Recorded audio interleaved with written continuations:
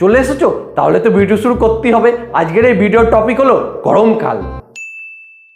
কিছু পাবলিক আছে যাদের শীত, গ্রীষ্ম, বর্ষা কিছুই ভালো লাগে না, এটা ঠিক মেনে নেওয়া যায়। কিন্তু কিছু পাবলিক আছে যাদের গ্রীষ্মকাল ভালো লাগে, এটা কোনো সুস্থ মানুষ মেনে নিতে পারবে? এই সমস্ত পাবলিকদের গরমকালে ছাদে 1 ঘন্টা বেঁধে রাখতে হবে, তাহলে বুঝবে গরম কি জিনিস। পাশের বাড়িতে যখন ঝগড়া লাগে তখন ফ্যান না চালালেও গরম করে না, আর যখন ঝগড়া শেষ হয়ে যায় তখন ফ্যান চালালেও গরম লাগে। এই গরমে সারাদিনে একবার হলেও হলুদ পেশাব তোমার হবেই।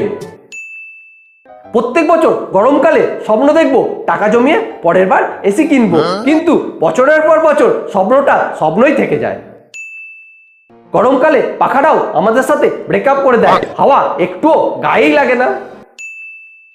এই গরমে হাগার সাথে স্নানও ফ্রি, স্নানটা জল দিয়ে হয় না, ঘাম দিয়ে হয়। এই গরমে সোশ্যাল মিডিয়াতে কিছু মানুষের মনে হয় গাছ লাগাতে হবে, কিছুদিন পরই তারা গাছ লাগানোর কথা ভুলে যায়। এই গরমে সারাদিন পরিশ্রম করে যেই ঘুমাতে যাব অমনি শালা লোডশেডিং।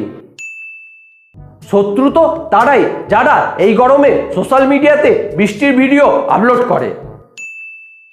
এই গরমে তখনই খুব বিরক্ত লাগে যখন দুপুর বেলাতে খুব এমার্জেন্সি কাজ পড়ে যায়।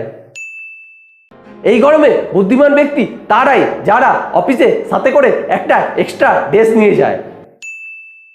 এই গরমে যদি কেউ বলে এসির হাওয়ার থেকে প্রকৃতির হাওয়া অনেক ঠান্ডা, তাহলে বুঝে নিও তার এসি কেনার টাকা নেই। ভগবান মনে হয় আমার কথা অনেক পরে শোনেন। আমি শীতকালে ভগবানকে বলেছিলাম, ভগবান ট্যাঙ্কের জলটা একটু গরম করে দিও। ভগবান সেটা এখন শুনেছে। অনেকজন আছে যারা এই গরমে শপিং মলে ঢুকে কিছু না কিনেই ফ্রিতে এসির হাওয়া খেয়ে বাড়ি চলে আসেন। এখনকার গরমের ছুটিতে বাবা মারা তার ছেলে মেয়েদের দার্জিলিং, গ্যাংটক এইসব জায়গায় ঘুরিয়ে নিয়ে আসেন, আর আমাদের সময়ে বাবা মারা গরমের ছুটিতে মাথা নাড়া করে দিত। ভিডিওটা এখানেই শেষ করলাম। ভিডিওটা ভালো লাগে লাইক, শেয়ার, কমেন্ট অবশ্যই করো। আর যদি চ্যানেলটি সাবস্ক্রাইব করা থাকে সাবস্ক্রাইব করে দিও, পাশে থাকা বেল আইকনটি টিপে দিয়ে নোটিফিকেশন অল করে দিও। আর সবাই খুব ভালো থেকো।